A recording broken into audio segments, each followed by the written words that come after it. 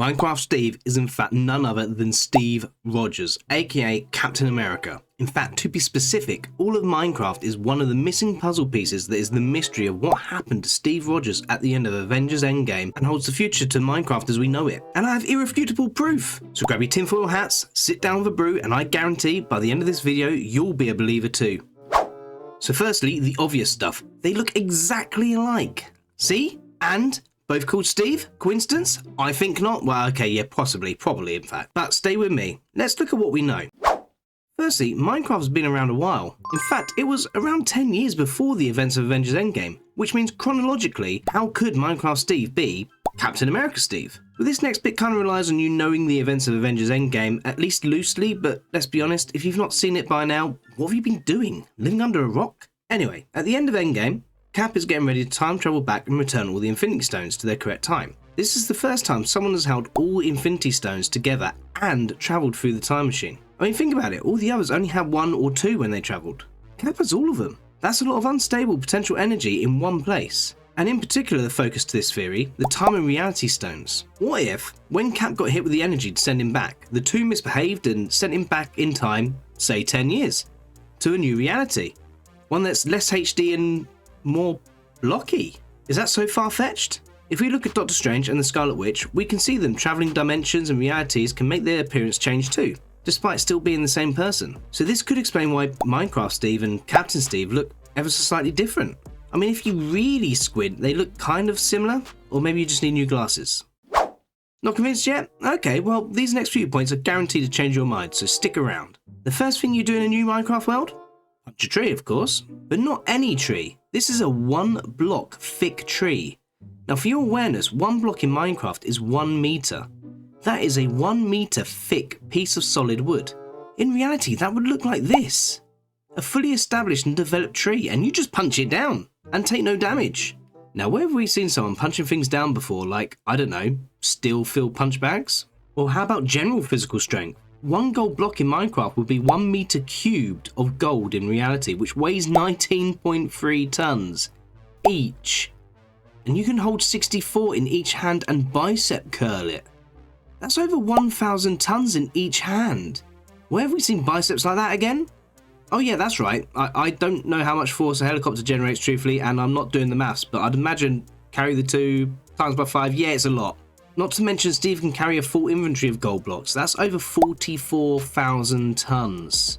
Now again, I couldn't tell you how much force Thanos has behind him that Steve's pushing against, but he can batter the Hulk like it's nothing, so I'm going to go with a lot. And we've not even got to the big stuff yet. Minecraft Steve is fast. Like, not just Olympic level athlete fast, but is mathematically proven to be superhuman. Minecraft Steve can run at 5.6 blocks per second. Now remember in Minecraft, a block is a meter. So that's 11.45 miles an hour, or 18.43 kilometers an hour for those on metric. Remember the scene in The Winter Soldier where Cap keeps lapping the Falcon? It's stated in the scene after that Cap managed to run 13 miles in 30 minutes. That means Cap can run comfortably at 26 miles an hour, probably more if sprinting. Now I admit the numbers don't match up here perfectly, but there's a pretty good reason for this I feel. In Minecraft you can't bend your legs. Seriously, look. Imagine how fast you could run if you couldn't flex at the knee. So it seems reasonable to assume that this dimension, or Minecraft as we call it, would slow the guy down. But all this speed and strength affects Minecraft Steve's metabolism just like it does Captain America. In Minecraft you lose hunger bars from certain actions like mining or sprinting. In short, the more you work, the more food you need, just like in real life. And we all know the pain in the early game of needing food every 5 seconds. But this is what's crazy about that. A normal human can go days without eating, even weeks in a survival situation. Yet Steve seemingly needs to eat a whole cow every 5 seconds. Now it's known from the first Cat movie that his metabolism is faster. He can't even feel the effects of alcohol in his body, it burns so fast. And we've all seen Minecraft Steve swallow down 2 whole roast chickens back to back. Then ask for more 5 minutes later.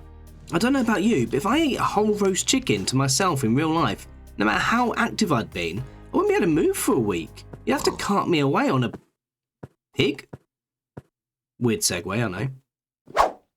So, have I convinced you yet? Well, if you're still on the fence, I have more. This one goes a little deep, so bear with me. Steve Rogers has been through a lot. His younger years weren't exactly rosy. His mum died, his dad walked out, He was a human punch bag.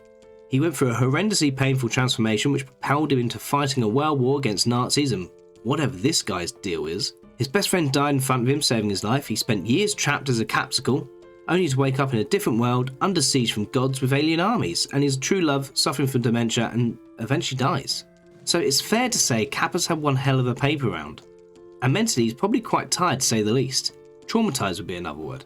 Now, one of the things you notice when playing Minecraft, which some people love and others hate, is that it's quite cute. It's peaceful, beautiful even. Even the baddies aren't exactly terrifying. Could this be Cap's subconscious? All he is known is fighting and combat, so it stands to reason he would imagine a world with enemies he'd have to ultimately fight. But what if he imagined them cartoonish, almost silly, as a coping mechanism to help work through his trauma? And he grew up in the 20th century, so the kind of monsters he'd dream up would likely be old school cinema or novel baddies like, oh, I don't know, zombies, or dragons maybe? Then there's ice. In Minecraft, many things can hurt you, and we know Cap himself wasn't invulnerable and could be hurt by even conventional weapons. But one thing that doesn't seem to hurt you in Minecraft is the environment. Sprinting through a hot, humid jungle in full armor, no problem. Heavy duty construction work, lifting and carrying in the blistering desert, easy. No sunburn, no heat exhaustion, nothing. But fall into a little bit of snow and all hell breaks loose. Thanks Mojang, this is great. If Steve really had created a world with the reality stone based from his subconscious, it would make sense that the memory of being trapped in ice would be a raw one and cause him to make cold damaging to him in the Minecraft world. I'm telling you, it all makes sense, and if you're still here, you agree too. Cap was launched into this alternative dimension, or reality we call Minecraft, by the Infinity Stones, and defeating the dragon and hopping through the portal is what sends Steve onto the next part of his journey of returning the remaining stones. I mean, even look at the portal. The Nether portal is upright, yet this one is on the floor and sparkly, like, oh, I don't know, a time travel pad perhaps? And it takes stones arranged around it to power. And when you do finally go through the portal, you get someone called a Watcher watching you? I mean, seriously, this is getting uncanny now. Who knows, maybe it was his experience in this reality that enabled him to work through his subconscious and go back to Peggy, hang up the shield and settle down. How did Notch end up coding a game that ended up housing Steve Rogers? And what came first? Did Steve time travelling and activating the reality stone generate Minecraft?